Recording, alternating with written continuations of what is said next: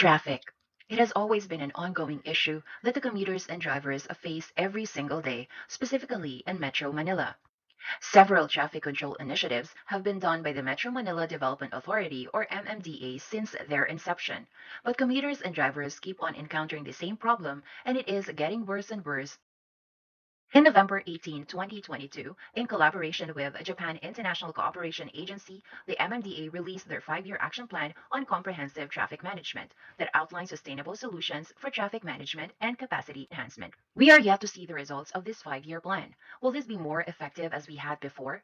We are yet to find out. We know the traffic management system in Metro Manila have some things that are not right due to many factors.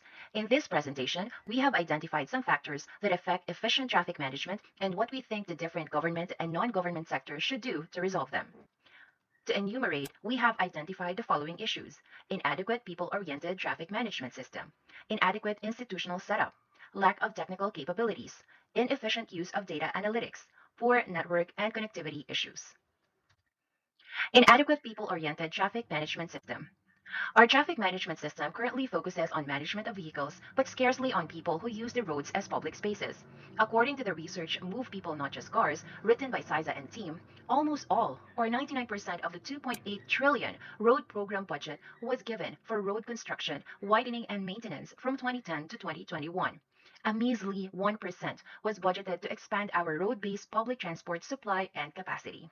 In 2021, Move as One Coalition has estimated a 150 billion gap in investments for road-based public transport, protected cycling, and accessible pedestrian infrastructure.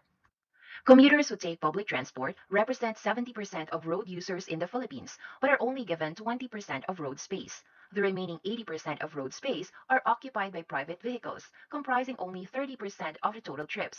PWDs and elderly are also rarely considered in road infrastructure. This discrepancy can be felt by commuters in long queues, wait times, and packed vehicles on a daily basis. These conditions pose health risks to commuters crowding and experience longer close contact in the time of a pandemic. With this ongoing issue, the local government units must play a greater role in local transport planning and implementation. Transport groups, LGUs, and NGAs should help transport workers like traffic managers and enforcers do their jobs properly through proper and adequate training. The government should allocate more of the road program budget to road-based public transport, protected cycling, and accessible pedestrian infrastructure, and allocate more of the public road spaces to public transportation like buses instead of private vehicles. This will be possible if the Department of Transportation and Communication, Department of Public Works and Highways, Land Transportation, Franchising and Regulatory Board, the MMDA, the local government units, and non-government organizations work hand in hand to make this happen. Traffic Impact Assessment, or TIA, is a powerful tool for engineers and planners to determine the possible effects of a project on traffic management system, or TMS. In developed cities, TIA is now performed routinely to implement effective TMS. However, this is not the case in the Philippines.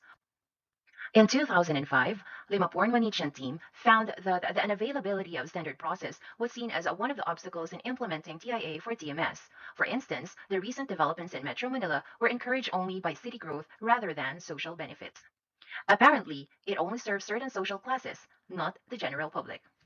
To efficiently and effectively implement the TMS, the government has to institutionalize the TIA through a legislation. A law mandating construction companies and investors to conduct TIA as an indispensable requisite based on the standard measures will not only prevent transportation related issues, but will also arrest the existing ones and improve or develop specific measures relating to the implementation of the traffic management system. Another obstacle for the full implementation of the TMS is lack of technical capabilities of the government itself when it comes to conducting TIA. In the same study, it mentioned that because of lack of experts or technicians and consultants having sufficient knowledge on TIA in the government, TMS was not successfully implemented. This finding was supported by the fact that real experts in private sectors are very limited, and in fact, only a few famous companies have traffic engineers experienced in TIA.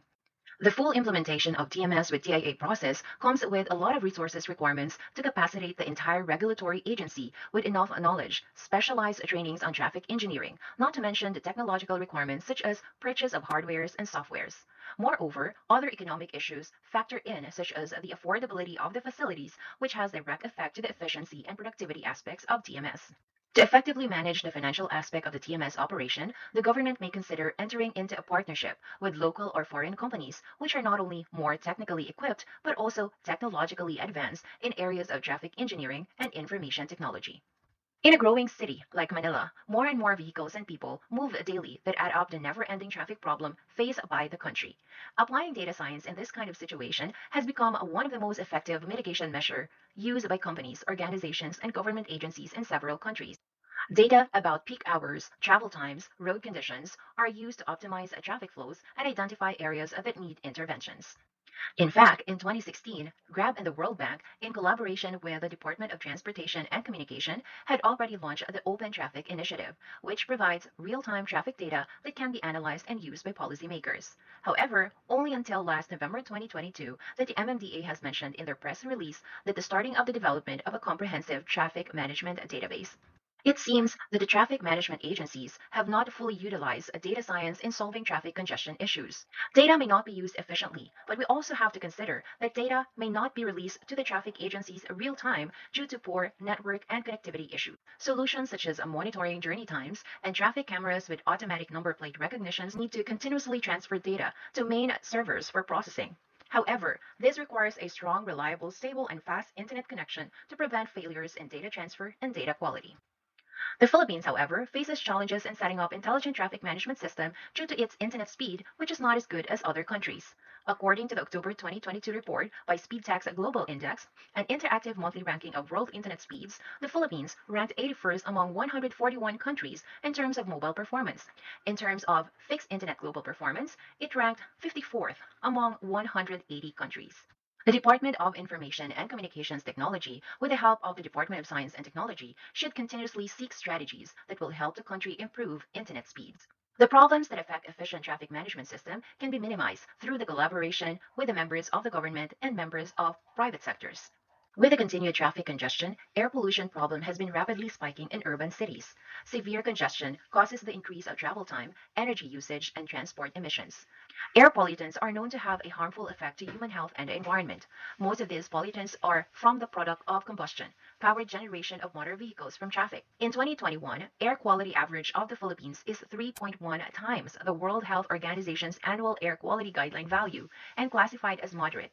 There is a joint report of Center for Research on Energy and Clean Air and the Institute of Climate and Sustainable Cities that air pollution in the country is responsible for more than 66,000 premature deaths every year.